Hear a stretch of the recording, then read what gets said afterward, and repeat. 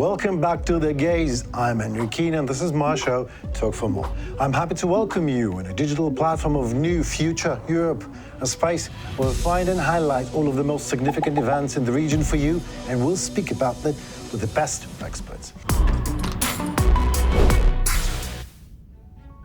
Using the moment and the momentum, today I would like to take you back in time so you can better understand the background of this war and who fights who and what for in the historical example of Latvia. Let's start with World War I, in the aftermath of which Latvia declared its independence on November 18, 1918.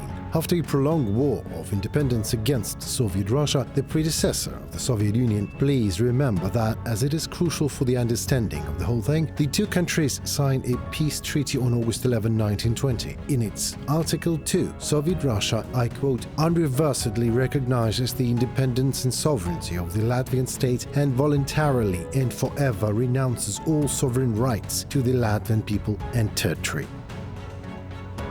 Nevertheless, in June 1940, the Moscow imperial regime represented by the Soviet Union occupies Latvia. At that time, the Second World War had been raging on in Europe for almost a year. Before its beginning, the two totalitarian regimes of Hitler and Stalin came to an agreement, the Ribbentrop-Molotov Pact, the essence of which was to divide the territory of Eastern Europe between Nazi Germany and the Soviet Union. Exactly, USSR and Nazi Germany back in 1941 were allies, good enough for Hitler to allow Moscow to occupy the Baltic states in 1940, Latvia included. Obviously, Moscow has violated the peace treaty with Latvia it had signed. And obviously, just as the violated peace treaty is still in effect de jure, the Russian Federation is the heir of the long-sunk into oblivion empire of the Soviet Union de facto. Russia today is as Soviet as it once was. Same rigid power vertical, same oppressive regime, same territorial greed and delusions, maniacal pursuit of to be prevailing in terms of violence and not science, technology and social sphere. Same lies on the industrial scale, and same absolute negligence to human life. Russia today is a Soviet Union. We in Latvia know it. That is why Latvian authorities understand and share Ukraine's position of absolute intolerance to even the idea of any peace treaties with Soviet Russia today. All previous treaties with Latvia were violated by it. All treaties with Ukraine were violated by Russia just as well. Ukraine was invaded by Russia these days, just as Latvia once was. Russian imperialism is an aggressive, invasive, violent ideology, and no peace treaty with an aggressive regime can be ever reached. Latvia was under Russian occupation until 1990, when declared independence from the Soviet Union together with the two other Baltic states, Estonia and Lithuania. The rest of Russian forces departed in 1995. Political independence was, however, merely the first step. It is hard to deoccupy politics and economy, and way harder to deoccupy minds. Cultural independence had to follow, with 46% of its inhabitants and the majority of its urban population being Russian-speaking and minded. Latvians could have been easily outvoted and assimilated by the Russians even after the independence was declared. The key issue was that while Latvians spoke Russian, Russians generally did not speak Latvian, meaning that Russians was usually the only possible language for interethnic communication. As most of the communication in Latvian cities was interethnic, this would have left the Latvian language awfully little space outside of the family, possibly sending it into extinction. Desperate times require desperate measures. Latvian was declared the sole official language for most public signs and activities. Only those of the Soviet settlers who were fluent in Latvian received citizenship. A third of Russians repatriated to Russia, but hundreds of thousands remained to live in Latvia, rendered stateless until they would decide to take Latvian language exam, which most have refused to do. As the new generation grew up, Latvian language took a weak hold once again in the cities and culture. However, this came at the expense of national cohesion. Russians felt, and actually were, excluded from the new Latvia that was more and more inclining towards Europe.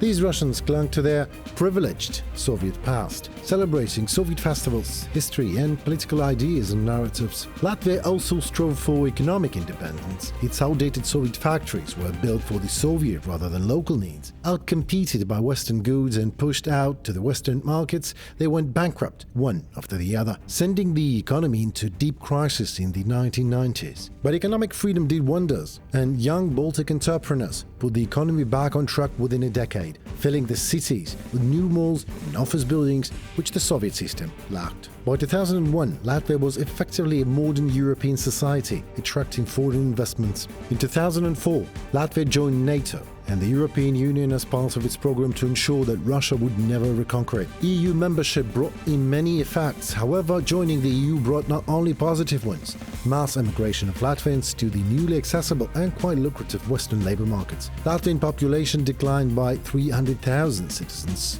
or almost 15%, between 2001 and 2011 censuses. Furthermore, European Union measures have displaced more and more Latvian laws, making some local questions whether European Union membership on itself does not compromise Latvian independence. By the late 2000s, Riga somewhat returned itself the status of the unofficial capital of the Baltics and Jūrmala as the top Baltic resort, despite the decrease in population. Economically, however, Latvia lagged between the two other Baltic states and was one of the worst hit countries of the 2009 global economic downturn. It took time, but Latvia did it. Today it is the EU, it is NATO. The memory of what Soviet Russia was and is in the face of its higher Russian Federation is not and will never be forgotten. Moreover, it was exactly that memory that led to the removal of Soviet-era monuments. Latvia has separated the Latvian Orthodox Church from the Russian Orthodox Church and banned some Russian TV broadcasts. But the most significant changes anchored in new laws are the pending elimination of the Russian language from standard schools curricula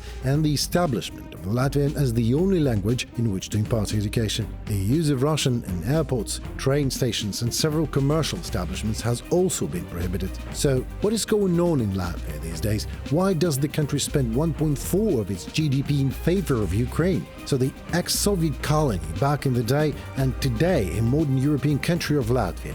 How does the traumatic post-Soviet past affect the present and the future of the country? Let us talk to someone who hopefully knows.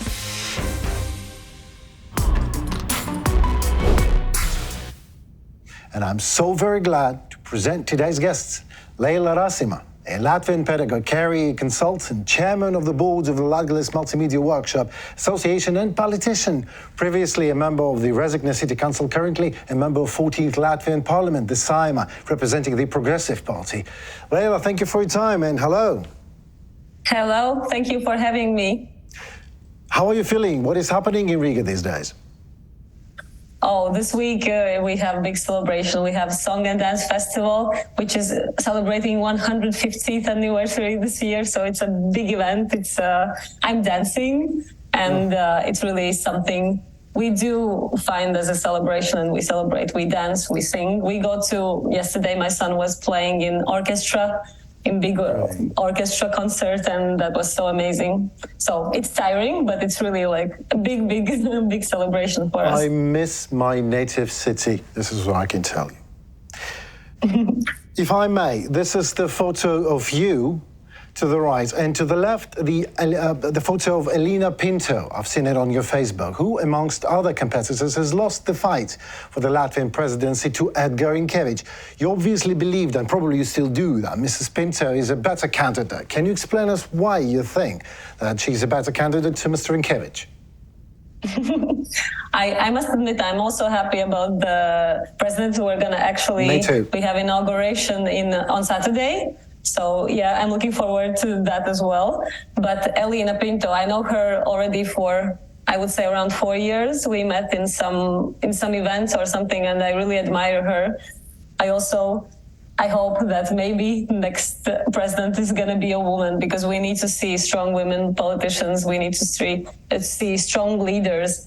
She's intelligent. She's also like heart-wise, if I can say this. She knows what people think and what they need. And yeah, she's just a person that inspires me. And I saw a lot of support during this campaign that we had before the election of the president. And yeah, many people support her. But I'm also very happy actually about the president we're going to have. I'm really hopeful about having such a leader as well. Right. It was just a question. I was personally curious. Nothing really special about it. So this is Who knows? One day, Elina maybe might become a president. I'm rooting for her. Please don't tell her that I asked that question. Okay. Right. So this is how the interview will go. I will talk you through in each matter, and then I will ask my question. Is that all right with you? Okay. Okay, let's start. So let me walk you through the first question. Latvia resumed the limited acceptance of visa applications from Russian citizens, which had been halted after an attempted mutiny by the Wagner Group, Delphi reports. The Latvian Foreign Ministry announced that after assessing the security situation and consulting with the neighboring countries, it would resume issuing visas for Russians with some restrictions applied, however. We view this as internal affair of Russia. From our perspective, it was one evil fighting another evil, but what we do not know how things are going to develop in coming days and weeks. We need time to assess how this is going to impact internal situation in Russia, but also how this is going to impact regional security, because we have been very carefully listening and analyzing the speech that was delivered yesterday by Mr. Putin, where he was saying that some of Wagner Group mercenaries are free to move into Belarus.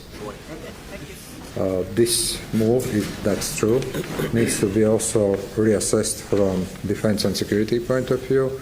We all have seen capabilities of those mercenaries, and I think that in light of upcoming NATO summit, in light of all those discussions that we are having about defense and deterrence, about necessary decisions to strengthen the security of eastern flank, also such kind of moves, such kind of statements need to be taken seriously. Of course, we keep a wary eye on everything that occurs in Belarus, with Prigozhin there and an unknown number of very trained and skilled fighters who presumably will be joining him. That does potentially pose a threat. The threat would probably not be a frontal military threat, but the threat of attempted infiltration into Europe for unknown purposes. So that means we need to heighten our border awareness and make sure that we can control that. Visa applications are eligible for Latvian citizens' families and non-citizens and family members of citizens of other EU countries, as well as people whose entry is related to humanitarian considerations, including in case of a serious illness or a family member or participation in a funeral. As Latvia's foreign minister stresses out, the applicant will have to prove that they belong to one of those categories. Latvia stopped accepting all types of visa applications from Russian citizens on 26 June due to, I quote, the unpredictable development of internal political events in Russia, end of quote, which coincided with abortive mutiny staged by the Wagner Group. Last September, European Union member states halted issuing visas for most Russian citizens as part of sanctions packages aimed to deter Moscow's aggression against Ukraine. So I actually have three questions on the whole thing. First one is quite important for me personally. Putin has always used an invasive paradigm of homeland in danger, the essence of which is what they... Yeah, I'll try to explain myself. So Putin is using this paradigm of Russia is in danger because the Russian culture and Russian citizens are, for some, or Russian people are in danger in Latvia, which is not true. And this is just, he's acting as a parasite. So, and we, Latvia, because I was born in Latvia and in Riga, we in Latvia keep on giving access to migrants from Russia to Latvia anyway. Why? So to go back to this like visa permit stop for this almost a week, around a week, I guess, it was really necessary because we couldn't predict what's going to happen. We could predict that if something would have happened, like really would have happened in Russia, we would have a lot of people who would want to enter Latvia. Right.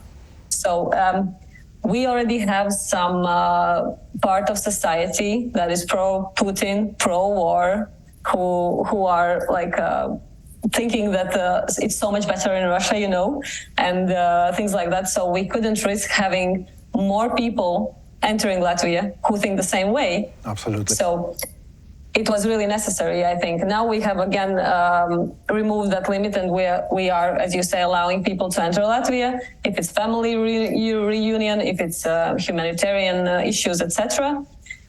But I think we as democracy, we have to kind of wait out, what's our security measures, what's also humanitarians and human rights issues. And so we are trying to find that balance here, because we have to both think about ourselves, about our country, about our security, but also we shouldn't be we have to be democratic enough to let people reunite with their families, to come to live to Latvia, to give shelter to those who, for example, apply for refugee status. And if it's each case is evaluated separately, and there are cases when we accept people. So I think all of that is important. And in general, we cannot close our borders at all. We cannot close completely. them. Completely, exactly. So we have to view some cases one by one, each separately, and allow people that who takes, need to I would enter. imagine that takes time, and this is actually what democracy, this is the cost of democracy probably. You have to take it step by step and case by case. So we are letting people to Latvia issuing visas because on the humanitarian grounds. Is that right? Is what you are telling me? Yes, as well. Mm-hmm. As well, yes, as refugees. Because at first, if I maybe not, I might not know every detail completely, but I know that at first you have to apply for a visa. If it's humanitarian visa, it means it's a longer time. Within that time, you can also apply for residency permit or for refugee status, etc. So there are steps that you can take if you want to apply for humanitarian visa. Accepted. The answer is accepted. Another question is, but did the visa issuing procedures actually changed after 24th of February 2022, after the full-scale invasion of Russia in Ukraine? I don't remember the dates exactly, but of course we don't issue any more travel visas. Right. We don't issue any more. Maybe there are still some work visas. I'm not sure about that, but we are not letting any person enter Latvia anymore, as we did before. It was much more easier. Anyone could come to Latvia almost. And so now, we are looking at each case, and we are only allowing those who have family members here or who have other really serious issues where they need to enter Latvia. Right. Baltic states, 3 countries, are on the top of the anti-Russian pie, social pie. We have reconfirmed unwavering support to sovereignty, independence, and territorial integrity of Ukraine. The Council of Europe must continue support to Ukraine and its people as long as necessary. We condemn in the strongest terms Russia's war of aggression against Ukraine. Such a behavior can never be normalized. Russia must comply with its international obligations and withdraw its forces from Ukraine, as well as from Georgia and Moldova. We must ensure comprehensive accountability. It means responsibility of Russia as a state for violations of international law. And it means individual liability for the most serious crimes of international concern. I know personally why. Please help my audience to understand why, shortly, if you can. Can you repeat it, please? Yeah, the question is, so the Baltic states, 3 countries, Estonia, Latvia, and Lithuania, are very anti-Russian. The position is very clear and very anti-Russian and anti-war and very pro-Ukrainian. I know why, because I belong to Latvia, I'm a Latvian citizen. Can you please explain to my audience why is this the case? Yes, I would say that's not, I wouldn't say it's anti-Russian, because of course we have Russian nationalist, Russian ethnic people here in Latvia as well. Let's say here. anti-Kremlin, anti-modern, anti-Putin. Yes, exactly, anti-Putin, anti-Kremlin. Because it's just clear for us. We have shared quite the same history. We were occupied. We have lived through all that. We understand completely what Ukraine is going through now. And that's why it's not even, we don't have to think twice to know what's wrong from right, because we have lived through that. And even my generation, and I believe the next generations, they will never forget about all the deportations, about all the horror that we experienced. And now seeing what's happening in Ukraine, all those horrors now in this century, nowadays, that someone can just enter attack country, invade, start full-scale war, do awful things, like unimaginable things to people. And it's just, we cannot, we don't even think about it, where the truth is. We know it already. And we don't, we see those evidence, what's happening today. It's clear. Of course, we have to be really pro-Ukraine. We have actually, I'm very proud of my country, about our government, about our people, how much we are actually donating. We have given so much to Ukraine. It's, I think, 1.4% of our GDP. Exactly. So we are not the richest European country, but we have tried our best to support both, in military ways, in humanitarian aid. The people also invest their time. They do voluntary work. They donate their polls. Latvian journalists. Yes, exactly. That's another thing. We try to cover this information. It's also a way to support Ukraine, just to cover the information, to keep, although this full-scale war is already been here for such a long time, people are getting tired, from all those news and everything. We have to continue covering it. We have to continue informing people, informing the world, actually. That's what I believe our leaders who are going abroad, they are talking about it. And I think there is a shift partially because of Latvia, because of Estonia, of Lithuania. I know that. I can assure you this is the case. Yeah, finally, other countries are listening to us. And I would actually want to invite other countries to give more, to do more, because if we, such a little country with a lot of problems, of course, with not such a strong economy, etc., I'm sure others can give more too. And that's going to put an end to this war sooner. And that's what we want. The sooner it ends, the better it is for all the Europe. Let us hope that this will be the case in the nearest future. I'll do my best to ensure that is the case. Trust me. Let us be honest with ourselves at first. The route of illegal migration through Belarus has been tested by illegals numerous times and is highly likely to remain relevant both in short and long term. According to what the State Security Service of Latvia has reported in 2022, the migratory pressure artificially created by Lukashenko regime on the border with Latvia was active during the past year as well, reports the State Security Service. During the year, the State Border Guard prevented more than 5,000 cases when persons from countries at risk of terrorism try to illegally cross the Latvian border. Russia also plays its role in the flow of illegal migration, the territory of which is used by citizens of third countries as a transfer camp on their way to Belarus. Last year, 5,286 people were prevented from illegally crossing the Latvian-Belarusian border, and 217 were allowed to cross the border on humanitarian grounds. All this talks about borders with Belarus and Russia. Can we finally consider that these two countries are hostile alliance and treat it accordingly? Do you think this is the case, that these countries are too hostile to democracy, to the collective West alliance? What do we do with it? Shall we treat it accordingly, finally? Absolutely, yeah. Actually, we have, what's the word? So we have made a group in the parliament, which is Deputy Support Group for Democratic Belarus. And so we are starting this also on that level.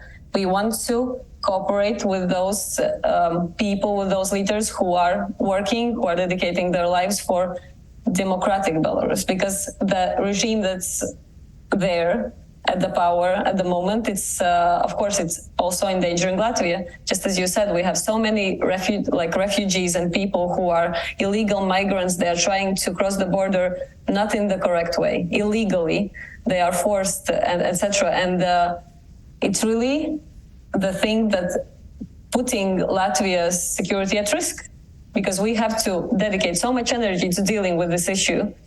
And so yeah, it's not just Russia, it's also Belarus border, which is kind of, and what happened with Wagner thing, now they entering Belarus. So of course it's raising a lot of questions. We cannot be sure about how things are going to develop. So yeah, we have to be very, very careful with also what's happening in Belarus as well. It's for sure, completely.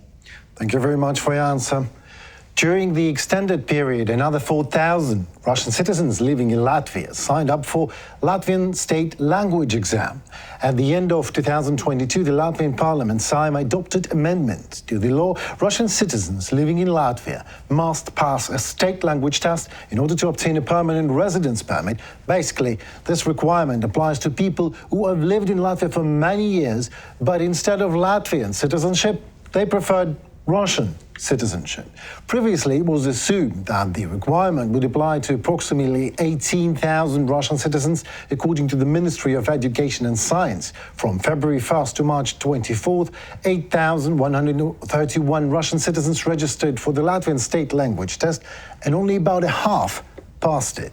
The deadline for registration for the first state language exam for Russian citizens has been extended until June 30th, and these people will have to take the exam between July 1st and August 13th this year. This period is set so that Russian citizens can sign up for a re-examination in August from August 1st to August 31st. Those Russian citizens who did not score the required number of points in the first exam will be able to sign up for a second exam, which will be held from September 4th to November 30th. It is still possible to sign up for the Latvian language exam on a first-come, first-served basis, including those passed for one or another category of knowledge or the state language, and those who go for Latvian citizenship. So, Leila, this one would require my previous explanation.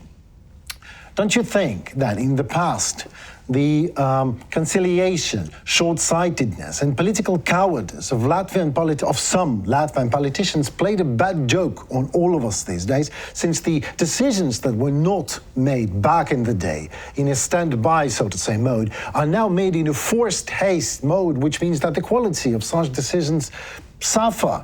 What I mean is, why give the Kremlin a pretext for protecting the so-called honor and dignity of those unfortunate Russians forced to learn the Latvian language? Why turn the whole good idea of state language test, which is a good idea, against us, ourselves, for what possibly can be the result of that language test? For example, for a, 80-year-old woman or a man who has never spoken a word in Latvian until this very day. Aren't we, with our own hands, giving the Russian propaganda a boost to their nationalistic agenda? You know what I'm talking about. What if we limit the examination age to, say, 75 or even 80 years and higher, or health reasons, thus getting ourselves rid of the Kremlin's propaganda statements, European Court human rights trials that are being filed right now on behalf of those pro-Kremlin parties, parties that I'm talking about, and other unnecessary embarrassments? I must correct you a little bit. So people from 75 years and older, they don't have to pass the exam. Great. They can prolong. Yeah, that's the thing. Actually, my party, my political party, the Progressives, we had our suggestion that we should change that it's from that it's not such a high age. It should be lowered. And then we had some other more, but we are in opposition up to now, so we were not listened to. We wanted to soften these things, but actually that law was changed, and so some of the problems were the dates were postponed and etc. So it was softened with time. It is great to hear that. It is great to hear that this is changeable, or this is doable, that the law is not, that rigid political architecture, that the structure that cannot be moved, and the sacrosanct thing. In Latvia, it is not the case, and the law can be changed according to the actual political situation, which is a great news. Yeah, and as you mentioned, that's a problem. We have a lot of people who applied for the exam, didn't get ready enough. Because another thing that I want to stress, it's really basic. It's A2 level. So it's things like every day, if you go shopping, to ask for something, to know some basic numbers, to ask for direction, to give the time or ask for the time, etc. Things like that. So it's really basic. But the big number of people who didn't pass it. So it's actually quite alarming. I don't know what the reasons are. Didn't they get ready at all? Maybe they don't want to. Possibly, of course. Because I know that maybe the Latvian language is not the easiest language on the planet, but if you really want it, and say if you are a refugee running from Putin's regime, and you really need to learn 100 words, and you can do it. But if you live all your life in Latvia? Isn't it insulting for a Latvian nation that someone doesn't know like 20 words, 100 words, and they don't want to? Maybe that is the reason, and maybe this is the only reason. I know that you want to soften the law to make it more correct and to deprive Kremlin of any propagandistic agenda. But sometimes this is just the people that they don't want to, if they don't like Latvia, they're always welcome to pack their things and go to the country they love the most. Isn't that the easiest way? That is the thing. What I can agree with you is that, of course, it's a mistake of the past that we didn't start this thing like long time ago, that we wouldn't have this issue at the moment. Of course, I believe Latvia is a democratic country. We have to, as always, wait how do we accomplish this thing? And of course, there's going to be, and there are, I'm sure, people who either didn't apply or came to the exam with that attitude of I'm just going to be one of those who didn't pass it, and let's see what's happened. Let's do some provocation, etc. Of course, and I don't know if it's going to come to that. Let's see, but. In such cases, I actually wouldn't mind people going back to not back, but going to the country they feel strongly for. And so if they believe it's so bad in Latvia and it's so much better in Russia, they should go and live there. I mean, it's very easy. It's Latvia. The Latvian nation runs the country. I'm not saying that I never felt no one told me not to speak Russian in my family, English, German in my family. I have 3 languages actually. So I was free. But my father talked Latvian easy, and he just came to me. And I need to learn Latvian because this is Latvia. As simple as that. That's the thing, that if we talk about these language issues, we have still people who cannot communicate well in Latvian, even younger generations, although not so many anymore. But still, we have to ensure that every citizen of Latvia, every inhabitant in Latvia, everyone who lives here, they can communicate in Latvian. They can, because it's what my party is suggesting, what we have had in our program of pre-election, etc., it's to have finally a united school education system where everyone, starting from kindergarten, are getting education in Latvian. Not having Latvian as some subject, separate language course, but having education in Latvian. And that way we can really unite and not have those two different parts of society, exactly, which sometimes cannot communicate. But this is what Soviet, pardon me for interrupting you. This is exactly was the Soviet plan and now Russian plan to divide the community, and and it worked perfectly well. Like the Russian language and the great Russian culture, it's a different team and different question there, but we can be discussing forever. But this is as simple as that. The Latvian national ethnicity, you should not be Latvian. You shouldn't. There is no law that tells you that you have to be Latvian, but you have to respect the nation, and you have to respect the culture of the country you're living in, and you have to know to some extent the language of it and the history. That's all that is asked. I know it because I passed the exams. Yeah, that's also, as you said, it's a question about, do you respect the country you live in? It's a question about respect, about willingness to really be part of it, to integrate, to be able to participate in decision making also. Because that's the thing. The thing I want to, it's not just about Latvian security, but it's also about these families, these individuals who do not get the same opportunities. If you don't know the state language, the official state language, you might not get the job you want. You might not get the better paid job, etc. Yeah. So it's really important to know the language. Then I want to stress, we are really the thing that so many times Kremlin is trying to kind of illustrate Latvia as we are so discriminating to Russians. No, you have lived here, you know it. We can have people speaking in the streets, speaking in the shops, everywhere. We do not forbid. We are not actually everyone can talk Russian in their homes. with their friends, etc. The only thing we are asking for is being able to also speak our language, like our state language, and being able to participate in all the activities that responsible citizens should participate in, because it's in the interest not just of the country, but of those individuals.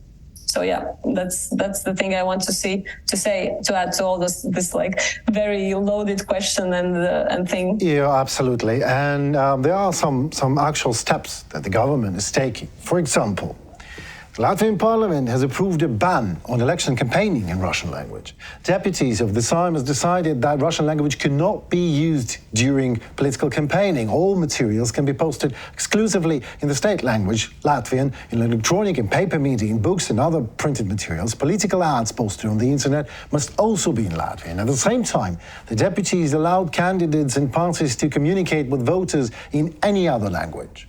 During the period of campaigning before the European Parliament and municipal elections, campaign materials may include translations into the official languages of the member states of the EU.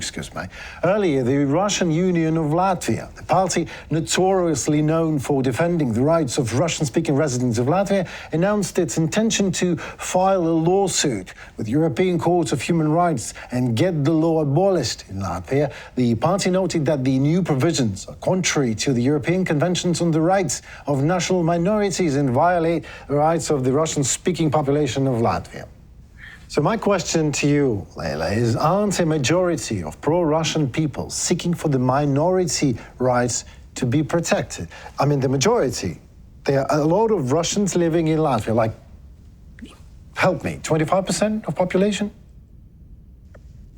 In total, about 25, yeah. But of course, there are some cities where it's more, some towns and cities. Well, I personally think that the rights of the Russian culture and the Russian language are enough in Latvia. Very safe and protected, maybe to a very safe extent. Do you think this is the case? What do they want? What are these? I am Russian-speaking person. What do I want then in Latvia? So, to make it very simple, I think what people want is to have everything everything be in the exact same way as always, so they can live comfortable. They comfortably, they can go anywhere, speak Russian, as it is actually in most places now. And that's the thing that we are trying to change little by little bit. What those politicians want, it's a bit another thing. They are using this situation and they want a bit other thing. We have had for historically parties who are on one hand far right nationalists, and they want to draw them as big patriots of our country, etc., and fighting for Latvian language, etc. And then on the other hand, we have these far traditional pro-Russian parties, like you mentioned, this Russian unity, etc. And that's the thing. They want to continue having these two separate electorates that they can address. One of them can address this part of society, the other one can address that part of society. And in this way, we can also say that they are kind of using and playing some games, and that's how they are still existing and coming to the power, because they are, that's how they get elected actually. And that's the thing that I think why we are trying to change those things. It's not just for this national issues, etc. It's also that we can finally have one political nation that we can address. It's not okay to address separate parts of society and work only on them, or even worse, if you do address both, you give different kind of messages to one and different kind of messages to the other one. So it's like using one and then abusing the other parts of the people. This is what they do now, these parties. It's actually, when... All right, let me reinstate my question. We had this scandal, for example. Can I give you one example? Yes, please do. Excuse me. We had this one politician who is notorious because she was elected, and then we found out she didn't actually get higher education and she didn't work in that specific where she mentions. So she went to the occupation museum. We have a museum where you can go and learn about the occupations of Latvia, etc. And so she went there she made a video in Russian stating that this is all like, this is okay. I'm scared to maybe mix some details, but like saying that, oh, this is what occupation is like, or this is real propaganda or something like that. Yeah. And then later when she removed that video and she gave an she made a video of taking it back and apologizing. She did it in Latvian. So these kinds of things, you give one message to one audience and then another one to the other one, because you want to somehow talk to both, or in that like crisis management, you decide, okay, I'm not gonna do this in Russian, so that those who speak Russian, they're watching only that video, and Latvians are going to see, actually, I didn't think it that way. I was thinking it in some other, What were you thinking? So, exactly. What were you thinking? I mean, it's an internet, isn't it? I can just dial you the search. So maybe this is why this ban on political campaigning in Russian is important. Do you think this is the right thing for the government to do? Conceptually, I would say yes. We actually also made suggestions. We had a proposition to have up to 20% of the content of paid advertisement in this pre-election time to allow it to be in other languages than Latvian. So in other languages than European languages, European Union languages. So, but that wasn't supported. So conceptually, we are okay with that. We would like to have it softened as well, because there is another thing that when you forbid, it's only about paid advertisements, about this advertising pre-election time. As you said, it's not forbidden to communicate with people. Also, another big thing that we don't address is the social networks, etc. Right. Another thing is that there are political parties, as I mentioned before, who are using that, and they are creating everything in Russian, and that is not okay. We have to start having political parties who need to communicate in Latvian as well, so that they are talking also to Latvian people. So that's the thing. We want to stop this division of people, and then in that case, in that way, we support this law. Yeah, conceptually, in the essence, we do support it, yeah. I'm not much a politician, but I like the way you talk about it. I like the way that you are passionate about it, and you believe in the idea that you can at least stop dividing people. Maybe you don't need to unite them right now, to mold them into one homogeneous society, but you at least stop dividing them and make it by the rules of law. Maybe this is the answer to start with. But I would love to ask a question to another AI expert, which is happen not to be human. Let us ask a question to our Deus Ex Machina. ChatGPT answers our question. I'll be reading in parts, so feel free to stop me reading any command if you want to command Leila at any time, okay? What are the biggest geopolitical dangers and challenges in Latvia? As of my last update, answers ChatGPT in September 2021, the biggest geopolitical dangers and challenges in Latvia could include: first, Russian aggression.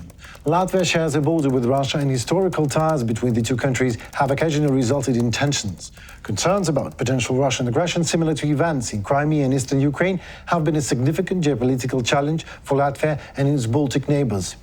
Anything to add on that, Leila? Completely agree with ChatGPT. Gets it, I think, up to the point. That's our biggest security risk at that time, and also still, I would say it's here, yeah. Great. Let's go to the question number two, the point number two. NATO-Russia relations. Latvia is a member of NATO, and any escalation of tensions between NATO and Russia could directly impact the country's security and stability. Anything to add? I would also agree, but I think that being in NATO gives us more security than having this on the other side, because we are here anyway. We have border with Russia anyway, so it's a big plus for us to be in NATO, and I'm so glad that we did it. We entered NATO at that time when we had the chance. Absolutely agree. ChatGPT puts it this way, probably because his servers or her servers or its servers are far away from Russian border, so he just gives us a bird view. So I believe that if they are NATO and Russia kind of conflict, it might be because Russia is trying to enter exactly Latvia, Lithuania, Estonia, or some other country. So it's in our interest actually to be in NATO, and so yeah, NATO would come to protect us probably. It wouldn't be like somewhere else, etc. Yeah, I agree with you. Minority rights. Latvia has a significant ethnic Russian minority comprising around a quarter of the population. Issues relating to the rights and integration of this minority community can lead to social and political tensions within the country and potentially be exploited by external actors. Anything? Potentially, yeah, because that's what Russia is also using, and Putin and Kremlin kind of trying to draw it that there is some tension. I would say there really isn't, but potentially with some kind of, I don't know, situations might be. I believe it's very artificial. Energy dependence, number 4. Like many European countries, Latvia's energy dependence on Russia has been a concern. Reliance on Russian energy resources can make the country vulnerable to potential political leverage from Russia. Leila, what do you say? Absolutely, yeah. But we are addressing this now. We have our plan, and we are not going to be so dependent on Russia. We're not so dependent, but yeah. I mean, there's... not a risk anymore, I would say. There's a silver lining in every cloud. Yeah. Silver lining in 21, in every cloud. I completely agree with ChatGPT. In 21, it was big risk, and of course we could see it. It put us in a not so comfortable position. But we have put some steps forward, and we are on the right path, and we're not going to be dependent on Russia anymore. And on the other part, if we won't be, as a country, put in this situation, probably we would never think to change anything to good. Exactly. Number 5 is cybersecurity threats. Latvia, like many other countries, faces cybersecurity threats from state and non-state actors. These attacks can target government institutions, critical infrastructure, and businesses, posing risks to national security and the economy. À la guerre comme à la guerre. We are at war, aren't we?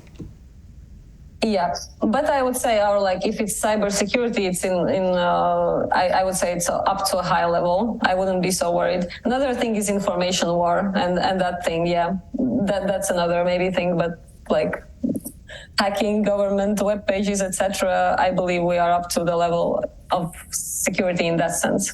I'm glad to hear that. Number 6, migration and refugee crisis. Latvia, as a part of the European Union, is also affected by migration and refugee challenges. Political instability and conflicts in neighboring regions can result in an influx of migrants and refugees, putting pressure on Latvia's social and economic resources. Yeah, so far we are not accepting migrants en masses in large numbers. But it's a potential problem in the future, might be. Yeah. Let's then, next time we're going to ask ChatGPT how to resolve the issue, not just asking him what the issues are. Right. But we are kind of actually, if we look at this, all right, let's not go too deep in that. It's going to be a long story. Thank you. Let's go to number 7. Populism and external influence. Oh, this is my beloved one. The rise of populism and external influence in Latvia's domestic politics can lead to division and hinder effective decision-making, potentially undermining the country's unity and resilience, which actually is the case for a long time in Latvia, isn't it? Yes, and even now we have some politicians, they are not new to politics, but they have formed new political parties, and they are being, just as they said, populistic, and actually successfully populistic. So they are gaining support of people, and that's a big risk to our security, I would say, right. To have those strong influences. And also there are doubts that maybe they are influenced also by external influences. So, pardon me, what influence? External. External influence. So there are question if that is external influence, right? Okay. Yeah, they are doing everything here, but we don't know if they are influenced and they are working, for example, pro-Kremlin interests as well. I cannot say it for sure, but I believe that's the case. I believe this is the case, absolutely, just as well. And all right, let's end this part with ChatGPT questions, and let's go to other theme, which is nonetheless very interesting. Russia has threatened Latvia. Ex-president of the country, Egil Levits, stressed at a meeting dedicated to the end of his presidency. He noted that although the threat level has increased, the security level of Latvia has increased just as well within the framework of NATO's collective defense. According to the president, the ability to defend and hit the enemy in vulnerable places is a guarantee that the enemy will not attack. Levits noted that such a policy of containment was the essence and the logic of security for thousands of years, which Russia understands quite perfect. The president stressed that improving Latvia's security level was neither easy nor taken for granted. NATO's strategic concept for 15 years meant that the allies would only support Latvia when attacked by Russia. After Bucha and Irpin, it became possible to see that such a concept is simply not viable anymore. The president also stressed that the West needs to explain that what is happening in Ukraine is an ideological war and not a war for resources. The ideological war stems from Russia's post-colonial inferiority complex, as Russia still sees itself as a duped superpower. You know that famous saying by Samuel Jackson that patriotism is the last refuge of the scoundrel was not actually made about real, genuine patriotism, but about a false use of it. A criminal, absurd, delusional pretext when even a nuclear disaster for the planet seems to be a more or less justified option to get what the Kremlin wants. So, in your opinion, is Russia really a threat today? After anyone saw what an army can do, or rather said, cannot do in Ukraine, no one is so afraid of Kremlin anymore. Do you think this is the case? Yes, I think we do not fear Russia that much anymore. Although we can see what's happening in Ukraine, and it's just unimaginable. But Russia has done so much to destroy itself within this time, and is still taking that path and moving forward in this going nowhere. And I believe that's they are not going to be able to attack us. Even if they want to, they're going to need a lot of time. They're going to need... And actually, I think with the Ukraine winning this war, and I believe that's going to happen in the in the nearest future, actually, we are safer than before now, because Russia has weakened itself so much that I do not think they can... even if they do big reforms in the army, if they try to improve things, it's impossible to have now a strong army after all of what they have done to themselves. And you addressed also this patriotism, and that's what Russian propaganda is using. They are sending their people, kind of telling them that they are fighting for Russia, they are fighting for their country, when in reality, yes, in Ukraine, to another country. They have invaded another country with the pretense that they were somehow endangered by other countries. Well, they are. They are always endangered. Can't you see? The language is endangered. Russian culture is in great danger. Pushkin, Dostoevsky, they are all endangered. And in Kremlin.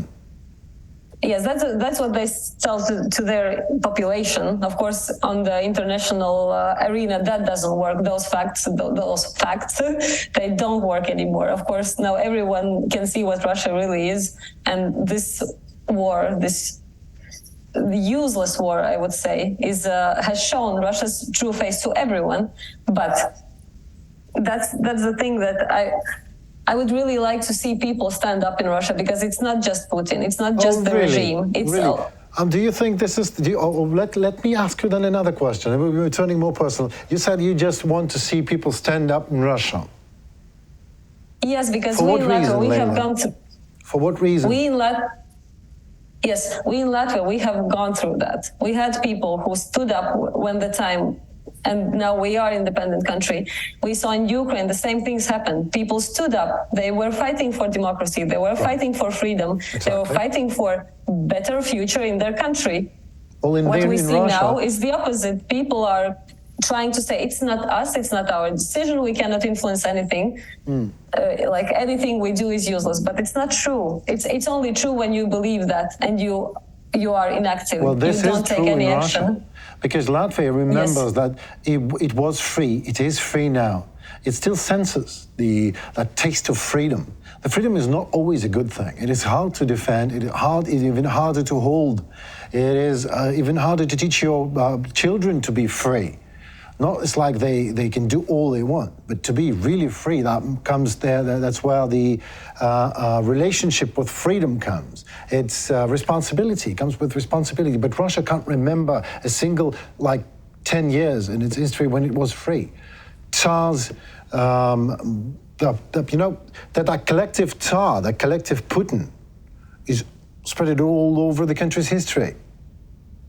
So the nation is not actually the nation, it's a crowd of people that think how to survive. And now they got Putin. And the Putin say that this is here you go, you have a national idea.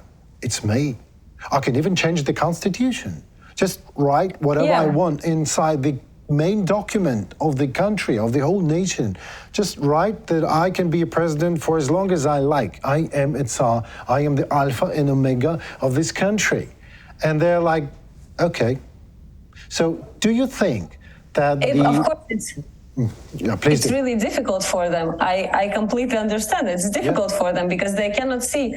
But then on the other hand, you are willing to go to war where you have a high probability of dying. You have a really high probability of dying, and then you are scared of being put in the prison. I would like to see people in masses going out, protesting against this war, etc., so that the regime cannot fight with masses. At one point, the prisons would be full. At one point, there might be a shift. But yeah, I agree that it's not easy, and especially for people who have been under authoritarian power for so long, they have changed their tsars, of course, and things like that. And as you said, Putin now, it's nowadays tsar, and of course it's difficult to go against it. But how long can you take all of those things that are happening? Forever. How long can you? It can be taken forever. How long can you? Until the rigid structure pardon me. Yeah, because it's really like the thing that I don't understand, that Ukrainians probably don't understand, is that how can you can go to another country and steal their toilets, and at the same time you are doing nothing to improve that situation in Russia. You are just you had this TV series where there is it's a Russian TV series where a guy is watching TV and criticizing everything, and exactly. Just sitting, drinking beer and criticizing everything. Talking but to doesn't TV. doesn't take any responsibility of what's happening around him.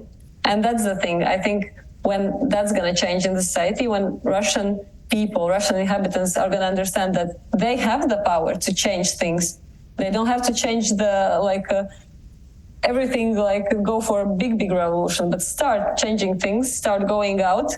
That's when it's going to change. And that's when actually all of us are going to feel much more safe. Thank you very much, Leila. I just want to add one thing that I don't really, maybe I've seen too much being in Ukraine and all over that thing for quite a long time since the war broke out. So I don't believe anything is going to happen, anything like that is going to happen. I want it to happen in Russia. I hope that one day will happen, but I don't believe in this because I've seen terrible things. I've been in Bucha, and I've seen people, a pit in the ground with the dead bodies in there, and with their hands tied back behind their backs, and the bullet holes in their napes. And this has been done by people that live in Russia with their blessing, because the whole world tells them, here's what's happening. Look, it's a genocide. And they said, no, we cannot call it a genocide yet. We need to be sure about that. What if you will find, God forbid, a face that you love in that pit? If that will be your relative there, your family member, that will be your wife, your child, then you will start to call it genocide. Maybe then something will change in Russia, but still I don't believe it. So maybe Ukraine will be that hammer, that bullet that will break it through, pierce it through, and maybe another society will emerge. That is most likely what is going to happen, that the freedom will come from the outer side, not from inside of Russia. But anyway, thank you very much for all your opinions. It was an absolutely unbelievably interesting conversation. Thank you, Leila, for your time, and hope to see you soon with us. Thank you so much. Goodbye. Goodbye. And for now, I must say goodbye to you all. I'm Henry Keane, and it was my show, Talk for More. If you liked this episode, press the like button. If you didn't, let us know why in the comments below. Press the bell sign to be the first to see the most up-to-date information. And don't forget to subscribe to the Gaze Media on YouTube and our social networks. We will talk for more very soon.